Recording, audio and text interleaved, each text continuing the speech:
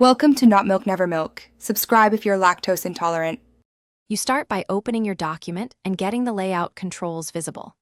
Turn on the ruler and grid lines so you can see measurements. This makes alignment tangible.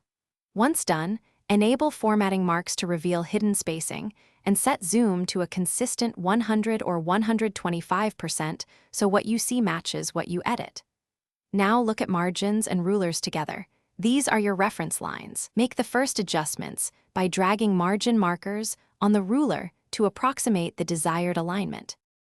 Next, you refine alignment using precise tools rather than eyeballing. Move the left and right indent markers and set tab stops to snap headings and columns into place. Tabs are cleaner than spaces. For paragraph-level alignment, change before and after spacing and exact line spacing to remove small gaps. If you're aligning images or tables, use layout options and cell margin settings so objects align with text baseline. Make incremental small changes and recheck the ruler after each tweak.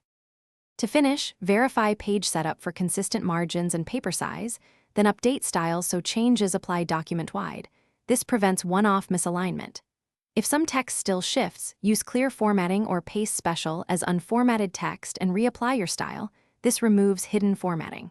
If objects misbehave, toggle compatibility mode or check for section breaks that override settings. One key troubleshooting tip: if alignment still fails, copy the content into a new blank document to isolate corrupt formatting, and then reapply your layout. Thanks for watching. If this was helpful, leave a like and consider subscribing. See you next time.